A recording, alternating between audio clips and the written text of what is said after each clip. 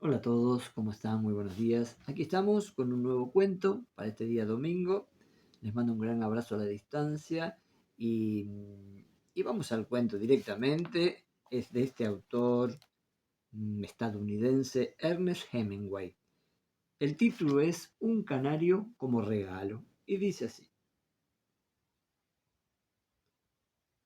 El tren pasó rápidamente junto a una larga casa de piedra roja con jardín, y en él cuatro gruesas palmeras, a la sombra de cada una, de las cuales había una mesa. Al otro lado estaba el mar.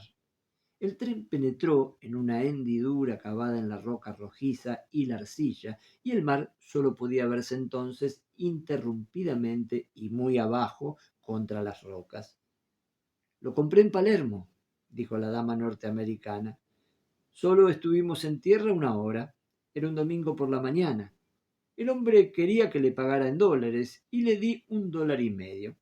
En realidad, canta admirablemente. Hacía mucho calor en el tren y en el coche salón. No entraba ni un soplo de brisa por la ventanilla abierta. La dama norteamericana bajó la persiana de madera y ya no pudo verse más el mar, ni siquiera de vez en cuando. Al otro lado estaban los vidrios, luego el corredor, detrás una ventanilla abierta y fuera de ella árboles polvorientos, un camino asfaltado y extensos viñedos rodeados de grises colinas. Al llegar a Marsella veíamos el humo de muchas chimeneas. El tren disminuyó la velocidad y entró en una vía, entre las muchas que llevaban a la estación. Se detuvo 20 minutos en Marsella y la dama norteamericana compró un ejemplar de The Daily Mail y media botella de agua mineral. Paseó un poco a lo largo del andén de la estación, pero sin alejarse mucho de los escalones del vagón, debido a que en Cannes, donde el tren se detuvo 12 minutos, partió de pronto sin advertencia alguna y ella pudo subir justamente a tiempo. La dama norteamericana era un poco sorda y temió que se dieran las habituales señales de partida del convoy y ella no pudiera oírlas. El tren partió y no solo podían verse las playas de maniobras y el humo de las grandes chimeneas, sino también hacia atrás la propia ciudad de Marsella y el puerto, con sus colinas grises en el fondo y los últimos destellos del sol en el mar. Mientras oscurecía, el tren pasó cerca de una granja incendiada. Había automóviles detenidos en el camino y desde dentro del edificio de la granja se sacaban al campo ropas de cama y otras cosas. Había mucha gente contemplando cómo ardía la casa. Era ya de noche cuando el tren llegó a Avignon. La gente dejó el convoy. En los kioscos, los franceses que volvían a París compraban los periódicos del día. En el andén había soldados negros. Llevaban uniforme castaño, eran altos y sus rostros brillaban bajo la luz eléctrica.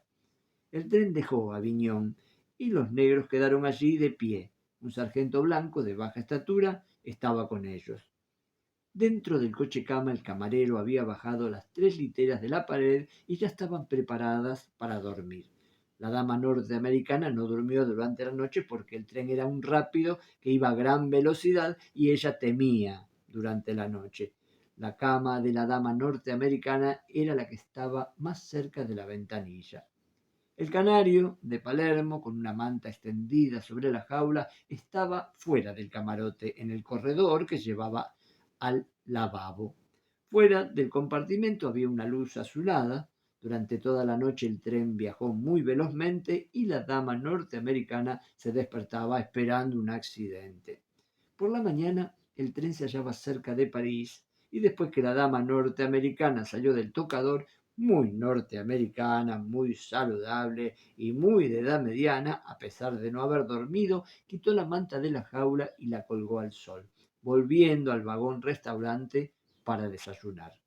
Cuando volvió al coche cama, las literas habían sido levantadas de nuevo y transformadas en asientos.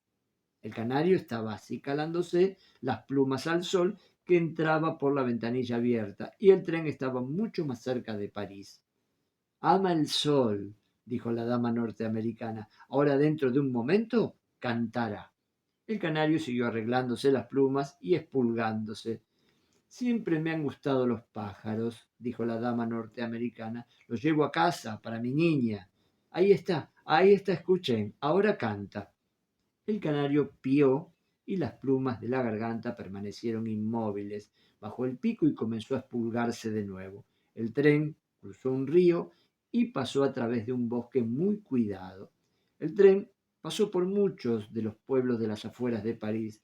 Había tranvías en los pueblos y grandes cartelones de propaganda en los muros y paredes, cerca de los cuales pasaba el tren. Todos los lugares por donde éste pasaba tenían el aspecto de no haberse despertado todavía. Durante unos minutos no escuché a la dama norteamericana que estaba hablándole a mi esposa. Su esposo es también norteamericano, ¿no? Preguntó la dama. Sí, dijo mi mujer, ambos somos norteamericanos.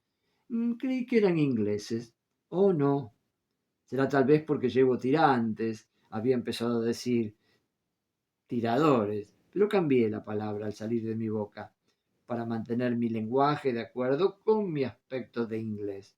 La dama norteamericana no me oyó, realmente era completamente sorda, leía en los labios y yo no la había mirado al hablar. Miraba afuera por la ventanilla. Continuó hablando con mi esposa. Me alegro de que sean norteamericanos. Los hombres norteamericanos son los mejores maridos, estaba diciendo la dama norteamericana. Por eso dejamos el continente, ¿sabe usted? Mi hija se enamoró de un hombre en Vevey. Estaban locos, sencillamente. La saqué de allí, por supuesto. Ah, ¿logró soportarlo? Preguntó mi mujer. No lo creo, dijo la dama norteamericana. No quería comer nada y no dormía. Me empeñé en consolarla, pero parece no tener interés por nada. No le importa nada. Pero yo no podía dejar que se casase con un extranjero. Hizo una pausa. Alguien, un buen amigo mío, me dijo una vez, ningún extranjero puede ser un buen marido para una norteamericana. No, dijo mi esposa, supongo que no. La dama norteamericana admiró el abrigo de viaje de mi esposa y luego supimos que la dama norteamericana había adquirido sus propias ropas durante 20 años en la misma maison de couture de la rue Saint-Honoré. Tenía sus medidas y ahí la conocían y sabían sus gustos. Elegía sus vestidos y los enviaba a los Estados Unidos. Las ropas llegaban a una oficina de correos cercana al lugar donde ella vivía en la ciudad de Nueva York. Y los derechos de importación no eran nunca exorbitantes, porque abrían las cajas allí mismo, en la sucursal de correos, para revisarlas y siempre eran sencillas, sin encajes, doradas, ni adornos que hicieran aparecer los vestidos como muy caros. Los precios, sin embargo, habían aumentado. Ahora tenían también las medidas de su hija. Ya era bastante crecida y no existían muchas probabilidades de que cambiaran con el tiempo. El tren estaba ahora llegando a París. Las fortificaciones habían sido derribadas, pero la hierba no había crecido. Había muchos vagones en las vías, coches restaurante de madera oscura y coches cama que partirían para Italia a las 5 de esa misma tarde. Los coches tenían carteles que decían París-Roma, otros de 2 pisos que iban y volvían de los suburbios y en los que a ciertas horas los asientos de ambos pisos estaban llenos de gente y pasaban cerca de las blancas paredes de las ventanas de las casas. Nadie había desayunado todavía. Los norteamericanos son los mejores maridos, decía la dama norteamericana a mi esposa. Yo estaba bajando las maletas. Los hombres norteamericanos son los únicos con quienes una se puede casar en todo el mundo. ¿Cuánto tiempo hace que dejó usted Vevey? Preguntó mi mujer. Hará 2 años, este otoño. A ella le llevo este canario. ¿El hombre de quien estaba enamorada su hija era suizo? Sí, dijo la dama norteamericana, era de una familia muy buena, de Vevey. Estudiaba ingeniería. Se conocieron allí. Solían dar largos paseos juntos. Conozco Vevey, dijo mi esposa. Pasamos allí nuestra luna de miel. Sí, debe haber sido maravilloso. Yo no tenía, por supuesto, la menor idea de que se había enamorado de él. Es un lugar muy bonito, dijo mi esposa. Sí, dijo la dama norteamericana, verdad es magnífico. ¿Dónde se alojaron ustedes? En el Trois Coronets. Oh, es un gran hotel, dijo la dama norteamericana. Sí, claro, replicó mi esposa. Teníamos una habitación preciosa y en otoño el lugar era adorable. ¿Estaban ustedes allí en otoño? Sí, dijo mi esposa. Pasábamos en ese momento al lado de 3 vagones que habían sufrido algún accidente. Estaban hechos astillas y con los techos hundidos. Miren, dije, debe haber sido un accidente. La dama norteamericana miró y vio el último vagón. Toda la noche estuvo con miedo de que ocurriera alguna cosa así. Dijo, a veces tengo horribles presentimientos. Nunca más viajaré en un rápido por la noche. Debe haber otros trenes cómodos que no viajen con tanta rapidez. El tren entró en la oscuridad y se detuvo. Los mozos se acercaron a las ventanillas. Pronto nos encontramos en la turbia largura de los andenes y la dama norteamericana se puso en manos de uno de los 3 hombres de la Cook, que dijo, un momento, señora, buscaré su nombre. El mozo trajo un baúl y lo colocó junto al equipaje.